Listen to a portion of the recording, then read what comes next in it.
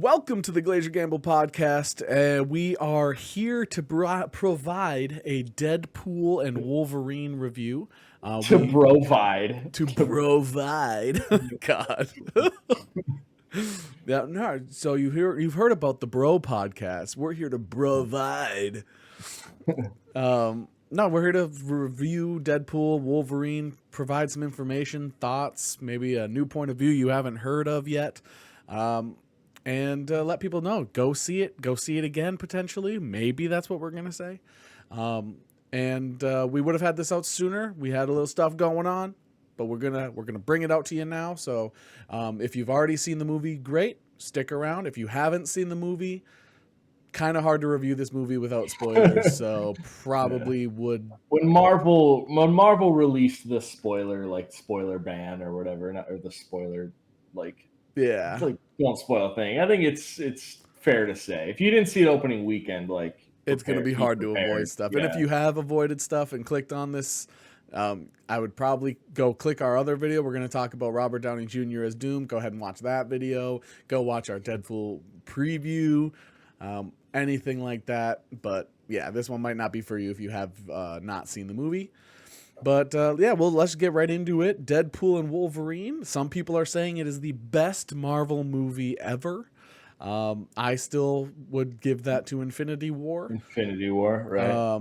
We're also in the minority where everyone said Endgame was the best Marvel movie, but it just made the most money. Exactly. I think Infinity War is the best. I'm also a massive fan of cliffhangers. We also liked Eternals before it became cool to like Eternals. Right. And there's also we gave Shang-Chi a 8.5 out of 10 or maybe a 9 or something. We gave Shang-Chi a really high score, and that I think it was 8.5. Yeah.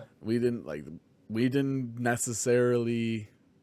Shang-Chi slapped. What they did with the 10 rings was genius. And Simu Liu absolutely fucking nailed it. Yeah, right. So there's been other movies that I would watch before Deadpool and Wolverine, but it's hard for me to say it's not a top 5 Marvel movie.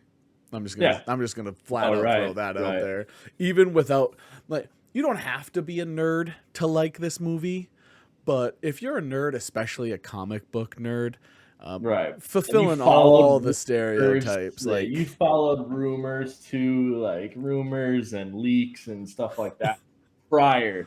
Way prior, oh, this person really wants to play this character, and then it never got off the ground, and that's all those little nods and stuff. It all came to fruition.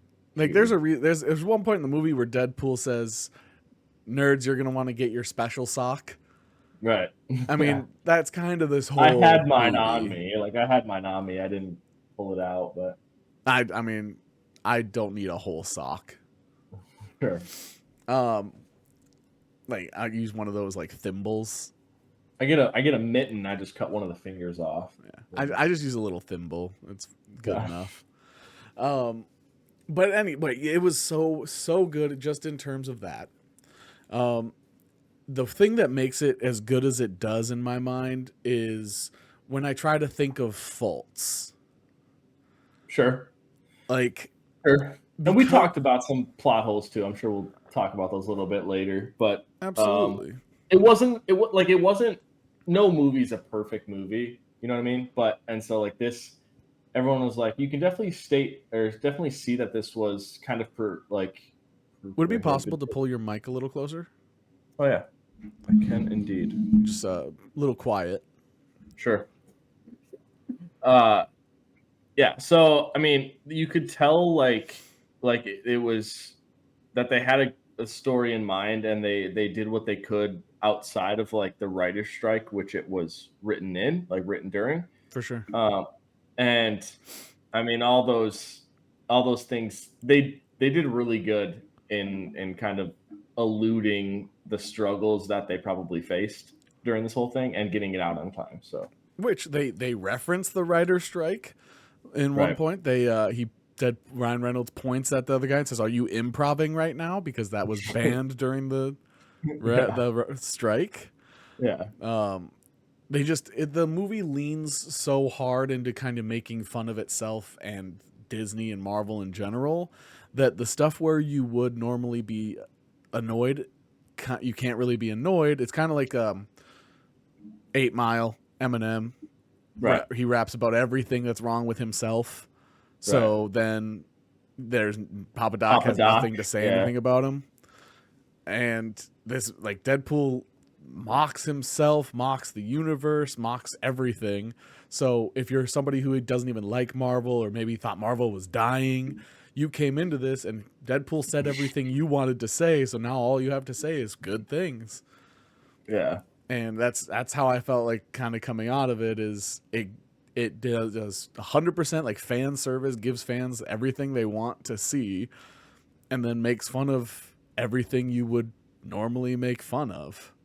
I think there were some things that were super surprising and some things that were kind of predictable, but it Sure. wasn't like I thought when Chris Evans makes his cameo. You hear his voice when he's like up on the tower with the hood. I was like, wait a sec, like that's Chris Evans' voice. I heard it and I was like, okay. And then you made a statement later that was like, I knew who he was playing. As soon as he jumped down, they make it so you can see blue, like a blue uniform, like hints of blue underneath, and it's supposed to like make it seem like, okay, that's Captain America. Cap, right? When it's like, no, if you paid attention to the making of this movie at all, you heard that there was was Jennifer Garner seen on set? There was rumors. In the trailer, you see a strand of brunette hair, and so you could kind of make that correlation. And they made you saw Pyro, you saw Fantastic Car, you saw a lot of Fox characters, and right? So when Chris Evans jumped down, I was like, that's Human Torch. Oh yeah. I didn't think he was gonna say flame on and whatever. I think obviously they had to for a reveal, but I was like, there's no way that's Captain America. This is supposed to be the death of the Fox universe sort of movie, and the merging, not supposed to be a MCU bring in here. So that was slightly predictable, but it's not like it was so one of those things where it was predictable to the point where it made the movie bad. Right. Just like there was other things throughout the movie that became predictable, but it wasn't something that was predictable in a bad way.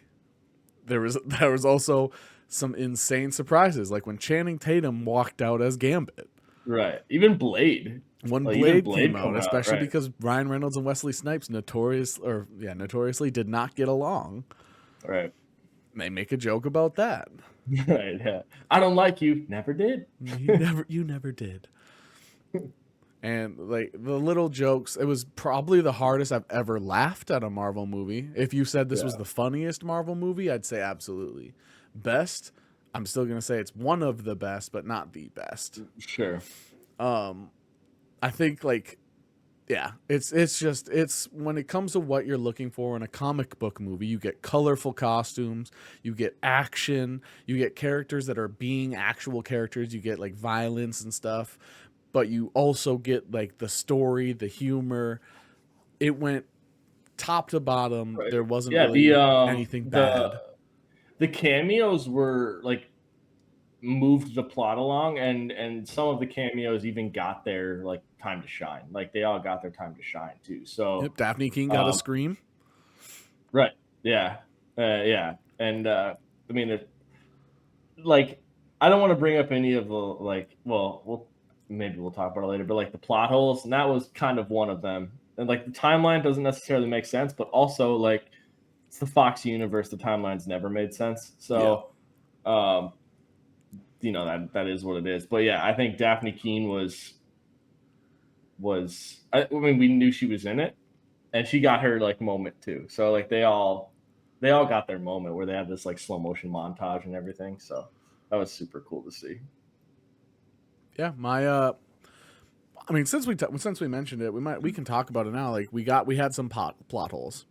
We had some plot holes. Let me talk about my favorite cameo because I was talking to our buddy Mike, and he's like, yeah, I got it spoiled for me. Like I know that I forgot who he said. He was like, I know that Human Torch is in it, and then he's like, and I know that Gambit's in it, and I was like, oh, okay, and I was like, you didn't say my favorite cameo yet, and he's like, oh, really? And I was like, yeah, and I was like, Henry Cavill was my favorite cameo The throughout the Cavalry. whole thing. It was out of like Doctor Strange Multiverse of Madness, all of the Doctor Stranges looked like Benedict Cumberbatch. Like that's how it is. But like and for Wolverine, all of them look like Hugh Jackman except this one. And so like that's like rare, I guess. Which that's rare to see. I love patting ourselves on the back. And I've mentioned multiple times when we predict something or when we mention something. One of the things we talked about in our Deadpool Wolverine preview was when they're going all throughout that it would be very cool to see variants of Wolverine that weren't Hugh Jackman. And we talked about Daniel Radcliffe, Taron Egerton. So Henry Cavill was not one of the ones we mentioned, but we wanted to see it. And it would have been really cool to see some more. But I agree. The Henry Cavill was unexpected, and Deadpool, just like multiple times, says what the audience thinks. Yeah, and I think if Marvel was testing the waters a little bit, and they were like, you know what, let's throw Henry Cavill in here as Wolverine just to see what the audience thinks, and like you're going to do I know Feige said this, that like after this multiverse saga, it's going to be like the mutant saga. And so you're going to get these characters, and hopefully they decide, and Robert Downey Jr. is not playing all of them, but hopefully you get these like variants of all these characters we've seen before, because I think that's just what the MCU needs to stay fresh. For sure. And they showed comic accurate height Wolverine, and they played it off like a joke, and he's as tall as the counter. And comic accurate Wolverine's 5'3". You're 5'3", right? And they always put him in the front of the comic, crouched down, so that the taller people are behind him, so he looks up to size with them. But I think it's fair to say that Hugh Jackman being 6 foot and Henry Cavill being like 6'2", like that build works for Wolverine. So like 100%. I don't know. He got to do his like arm cocking, like right. Instead of his like loading his biceps, he loaded the claws out. It was brilliant. Because he's known for that. Like he's known for that. Like doing his like loosening his arms, I guess. But yeah, it's just like a runner who gets their legs loose. But he did that off the top of his head during a scene in a movie where the director, once he did it once, they were all so taken aback by it, they had to redo the scene because it was so sick. Yeah, it's awesome. I can see why that would be a favorite cameo. Fun fact: he did that in the movie where they had to CGI his mustache out of Justice League. So it looked weird, but that was the movie he had to have the mustache to. He did his arm cocking with that, but no, I think they tested the waters a little bit, and I know we've said that I think if you bring Daphne Keenan as Laura Kinney to play X-23 or our version of Wolverine, that'd be great. But if now if you want to like retire both of those characters, you can. Because you can bring Henry Cavill in as Wolverine, and I think people would accept that, I guess. So, and it would definitely be a screw you to DC.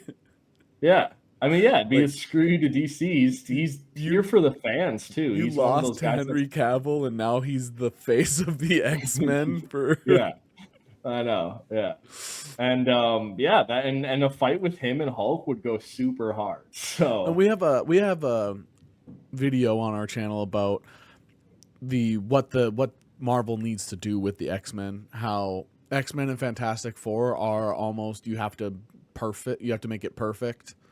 If you don't make it perfect, fans are not going to be very happy with it. Yeah, we also mentioned you don't need to do the Phoenix storyline Right. ever again. Yeah, you Like, don't we have to do don't need Phoenix. You to. don't have We to. know her powers. We know she's crazy. Like, Right.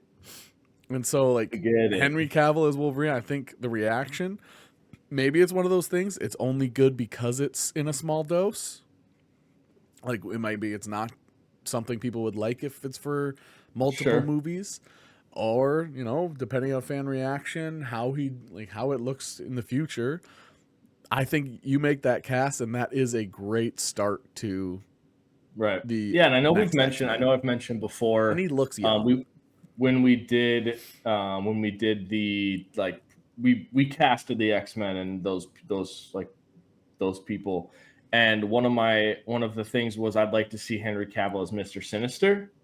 But I think he could do this now. Right. I mean, this is what I guess I'd like to see him, because now if you bring back as Mr. Sinister, it's like that cameo is kind of shite. You know what I Yeah. mean? I always So thought if Henry Cavill was in the MCU, it'd be Captain Britain, Mr. right, Sinister, or Gambit. right, right. And he actually looks the build of like Cyclops too, but Yeah. Cyclops is like He has the 6'2" build and of stoic. Colossus. Yeah, yeah, he's torqued. I He's mean, huge. he's huge, right? But if you're Marvel and you got pen to paper for Henry Cavill, are you going to be like, hey, we want you to star in this like 15-second cameo, or do you like, we want to sign you to a 10 like we want you for the long term? Like, if you're Marvel, what would you want to do? You know what I mean? Yeah. So They can't do the 10 yeah, movie I know thing they don't do anymore. the movie things. I understand But that, but that is what I would try to do, is try to, like, basically if you can sign his likeness for that character, I think you move forward with it yeah, if the yeah, reaction to that still stays as strong as it is. But right, I've only seen positive reactions to the Cavalrine. right. Yeah, Again, because we've it talked was. about I this mean, before. My cookies are always like, everything about Marvel is almost 100% positive. Besides one recent thing that happened, a lot of my that was on my feed was like negative. Um, sure. but almost everything when it comes to Marvel for me shows up as positive, and that one Right. everyone seemed to love Cavill. Sure. Um, I do. Let's talk about the plot holes. In my opinion, there's two major plot holes, including one people don't seem to talk about. Yeah, there's two. Yeah, there's two big ones for me, as well as one concept I'm not really looking too much into. There's one But concept to me that is a massive hole, sure. but But go ahead. Go with your first one. the first one to me is the concept of a anchor being. That is mine as well. I don't look too much into that. Because in a universe, if you have an anchor being, what happens in the billions of years before the anchor being shows up? Right. Are we supposed to mean the anchor being is immortal, or are we saying that universes are supposed to die? Right. The idea of an anchor being to me is where it's like, I think it was one of those things created to get people to talk about who is ours, Sure. Yeah, because and I mean, without much more thought. they asked Brandon Davis asked Feige in an interview. He's like, "Who's the anchor being of the MCU? Like, if it's not Robert Downey Jr. as as Tony Stark, then who is it?" And Kevin Feige basically was just like, "I loved that you asked that question," Yeah. Yep. and that was it. Like, That's that was it. exactly what it was So for then. yeah, I mean, I don't like they've led this path down like in incursion. Like, that's kind of how this like saga is gonna go, I think. And so It's clearly like Ant-Man. what happens right. He's the one that saved everyone, He to was be in the honest. So void. like He saved everyone. right, Yeah, I mean, he's been in every. It's right. clearly Ant-Man, right? Right. And so like what happens if these incursions, for instance, what happens if these incursions incurge on each other and you've got three universes morphing into one, which I think is going to happen. I think the Fantastic Four are going to be in their own separate thing. I think the X-Men are going to be in their own separate thing, and then it's just going to be one giant incursion on our world. So now, like, what happens if those anchor beings in those universes all of a sudden morph with our universe, what is the importance of the anchor being then if they're now part of our universe? So I don't necessarily look too much into the anchor beings, and I don't think people should in general. I think that's also possibly one of the strike things that they had an idea for, and now, I mean, it got too late, and now you got to kind of just got to roll with it. Sure. And also, like if it was universe 10005, it's Logan that was the anchor being, they just fixed that by being friends. You know, you know what I mean? I don't necessarily think that it was because they brought that other Logan to 10005, but like, because I don't think it's that. You can't just replace an anchor being. Paradox said that. And so that universe is just healing now. That doesn't make sense. So I don't look into anchor beings at all. So yep, I think it was a thing said to create discussion, just like we just talked about it a little bit there. Like we said, we're not looking super into it because I think it is straight up a marketing tactic.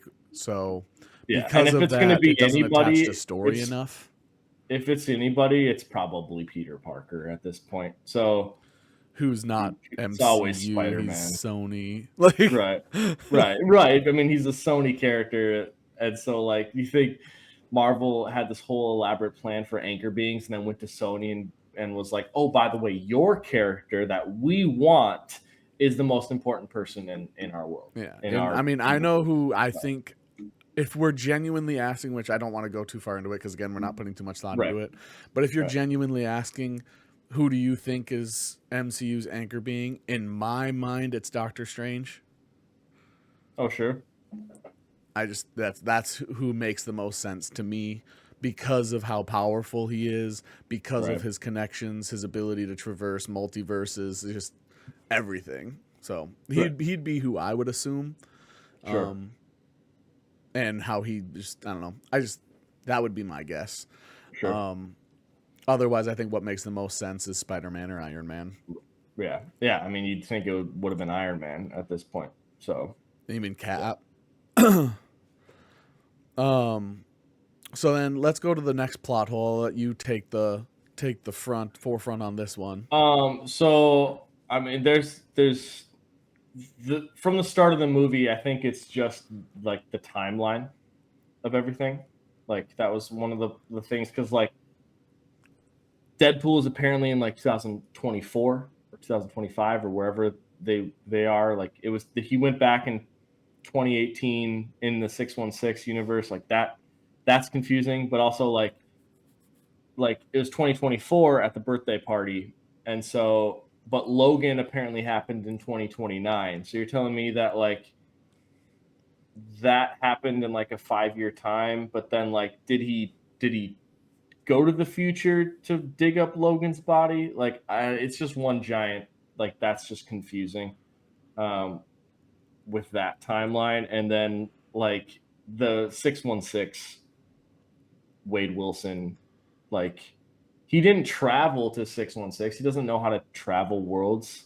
Exactly. He just traveled, and he just traveled in his own timeline back to certain events and changed that. Before he had access to the TVA TemPad is when he just had Cable's bracelet. He just had Cable's time bracelet. Right, which doesn't do multiverse. No. That's when they showed 616 talking to Happy. Right. Why would they show us 616 if we're following the story of 10005? Yeah. And then 10005 seems to have had that same conversation. Right. Yeah. So I don't know that. That was just super confusing. No one's really talking about that. I've seen a couple posts on it, but like, I feel like nobody's talking about it because it's confusing.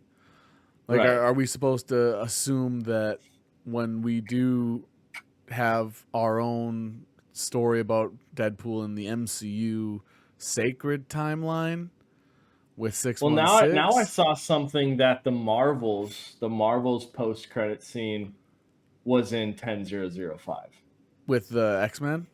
Yeah, with Beast and Binary. So Yeah. I always want to Beast call her Rider. Photon, but it's Photon Right. that Binary is speaking to. Right. So yeah. So if that's the case, then that goes back to this incursion thing that I think is going to happen, and the X-Men are just from Deadpool's world. But then like everyone's also like back to the timeline wise, like Deadpool 2, he opened, like Colossus has been there through Logan's whole arc too. Like there was a different Colossus, but it's supposed to be the same Colossus, whatever. Yeah. And then like the younger mutants were also there, like in Deadpool 2, like that they had that cameo where they like shut the sliding door or whatever, and it was all the younger version of like the heroes. So like, yeah, I don't Like James get McAvoy, you that. mean? Right, yeah, and like Evan Peters was there, and the younger Hank McCoy, like, or Nicholas Holt. So yeah, so that also doesn't make sense. So I don't know about that, and Yep. I'm not looking too much into it. I'm just gonna say that it makes sense when it It's happens. similar to everything else Fox related. When it comes to timeline, it doesn't seem to make any sense. Right. And that's fine. It doesn't have to make sense in that universe. And like once they get over to our universe, which I think is going to happen, it will make like chronological sense, or at least it will be close. But that whole universe, that whole world was messed up. Like Michael Fassbender was supposed to be like 90 in the last movie, and he looks like 40, 41. You know what I mean? So like it just doesn't make sense timeline wise. Like he goes from Michael Fassbender to Ian McKellen in like a 5-year period, I guess. So it's the strength of that metal weighing on him. It's the helmet. Right. Yeah. So which the initial credits where they showed the behind the scenes of all the other Fox movies, I think that was to like remind people like this is the end of the Fox universe. Sure. So well, yeah, like Hunter B-15 was like, I feel like you're just getting started. So right, like who knows what that means? Look at everybody. Look at everything else that's happened, especially timeline related, and just forget about it. Yeah, just forget about it. Yes, sir.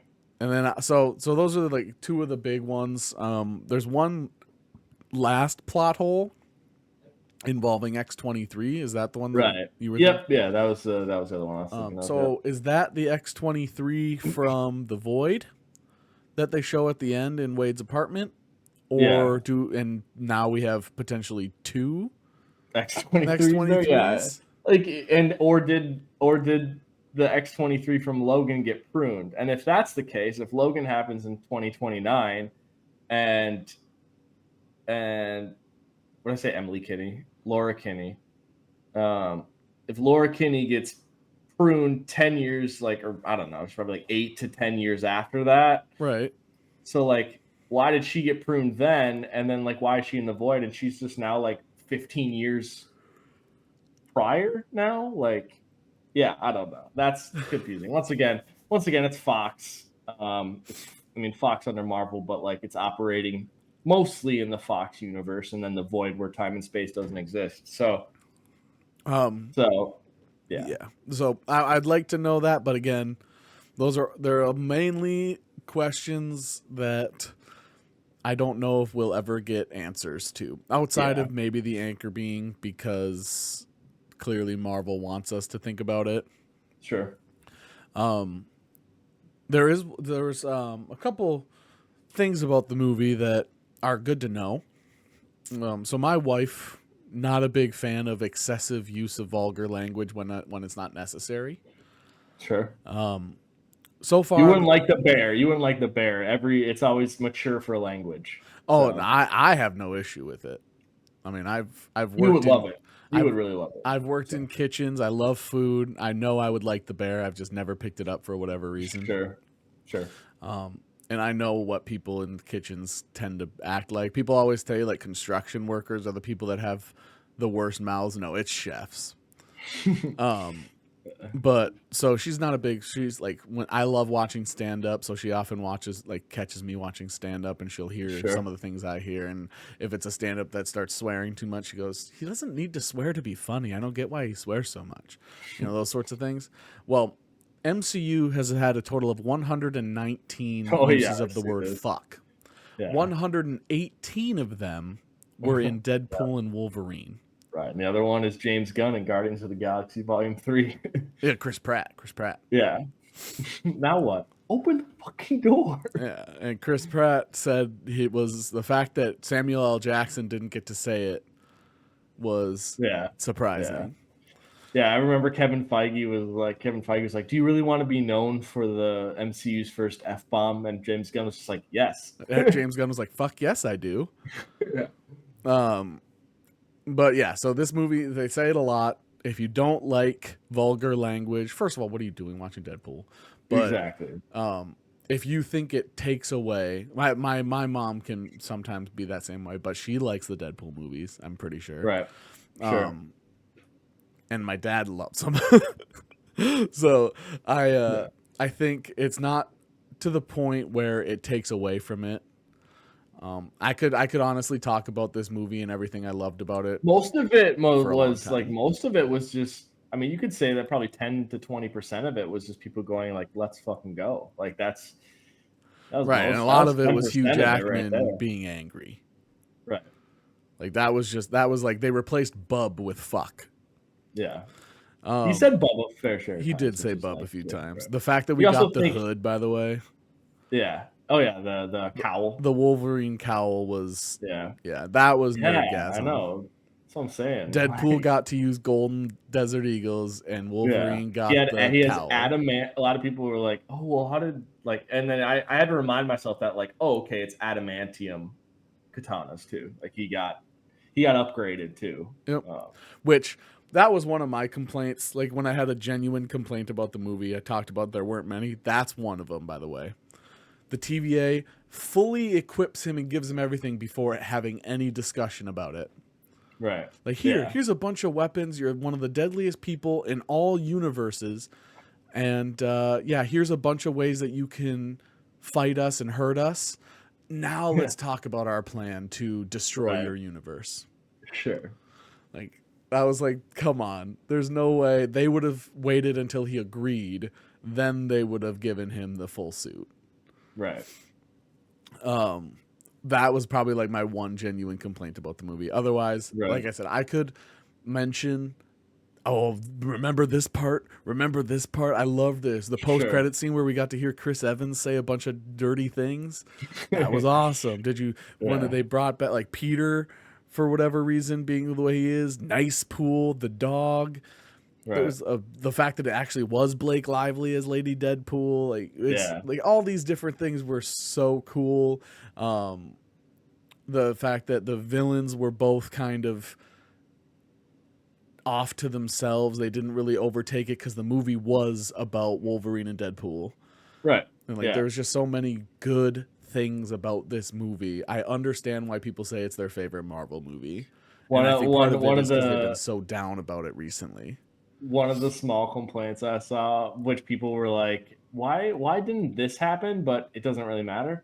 When he's like holding Deadpool and he has like the matter and Deadpool has like the antimatter, like they're like connecting. Hugh Jackman's like bodysuit like melts off, but then his cowl is still intact. So it's just this like ripped Hugh Jackman with a cowl on, and everyone's like, how come the cowl didn't disintegrate? And they're like, never mind, the shot's too badass to really worry about it. Yep. And we get to see shirtless Hugh Jackman. Mm-hmm. Yeah, and then even Wade Wilson was like goes back and looks at it. Yeah. Looks at his like six pack. They do like a zoomed in look at it flexing. Yep. And he just looks at the camera like, yeah. He's like, nice. Yeah. It's true. I have made many a comments in my life on camera, off camera. Hugh Jackman to me is the perfect man in every sense of the word. He's got a happy marriage. He can sing. He can dance. He's tall. He's ripped. He's got an accent. Like he literally is, in my mind, the perfect man. I would never want to meet him because my image of him, he could never live up to it. Right. A lot of people are giving him just hella kudos for when he basically like shuts Deadpool up in the car scene. and like the emotion he goes through, and like basically how he delivers those lines were just like flawless. Yeah, I mean, People he's a are like, theater guy. he's like, it's amazing what he does in this scene by like the first person to actually shut up Deadpool. Yeah. So everything about Hugh Jackman, just this movie is clearly a testament to the abilities of like the talent of Ryan Reynolds, but when you pair it with Hugh Jackman, it is, when you think of your favorite buddy cop movie ever, whether it's like Bad Boys or, you know, Venom, right, like any classic, sure, I think this blows those out of the water, even if you took away the superpowers. Yeah. It's like up there with like Rush Hour and stuff like that. Yeah, or like some of the ones from Boys. the 80s that we didn't really see because we were too young for it. Yeah. I just like, even like Starsky and Hutch and sure, any of them. Like it's so good. Like I said, I could continue on for hours. We don't have to gush about how good it is. If you haven't seen it, go see it. If you have seen it, go see it again. I want to see it again. Shout out, biggest box office opening for an R-rated movie in the history of history. In our preview, I said that it was tracking for 200 million. You doubled that? No, it was 208. Oh, really? I saw it's like already. Well, I thought it was a little bit higher than that. Just the 3-day opening weekend was 208. That's like the opening weekend Thursday, or Friday, whatever. Saturday. Still the biggest opening weekend of a rated R movie ever. Right. But I think people hear 200 million like, oh, I thought it was going to make $1 billion. Like, no, it's got another month and a half to make that $1 billion. Yeah, I'm pretty sure it's out like 500 already. People don't understand like 200 million in an opening weekend, 208 million or whatever it got is absolutely insane. So if you were imagining $1 billion or $1.5 billion, it has a good opportunity. Like, because of how well it opened, there's a good chance this breaks $1 billion. I would be surprised if it's not $1 billion movie. Right. It's so good. 2 days ago, it passed 500 million. Yeah. So just in the 1 week after the opening weekend, it doubled its opening weekend. Yeah, less than that. You got to think Thursday. It's not open the entire day, too. So less than a week, it more than doubled its opening weekend already. Right. Yeah, because I think the opening weekend does all of the like 7 to midnight or whatever of Thursday, and then Friday and Saturday. This movie made me go 7 to midnight. Yeah. Right. Leaning a little to the side to start. Just Anyway, that's all I got to say. Do you have anything you would like to add? I feel like we covered a good amount, and I could. No, we got it all. I mean, it's going to be the incident popped onto Disney Plus. If I don't, go see it before then with Mike or someone, then like I'm going to be seated watching it again. It's going to be. I want to watch it again. So there's a few Marvel movies I want to watch again because I enjoyed them so much. Right. This is my ones that popped in my head. There's like Thor 2, Black Widow, Thor 4. Right, Thor 4. Like you get it. You get it. Yeah. Now the genuinely the ones that I've been wanting to watch recently were Shang-Chi and the Eternals, and they're just going to add this to the list. Right.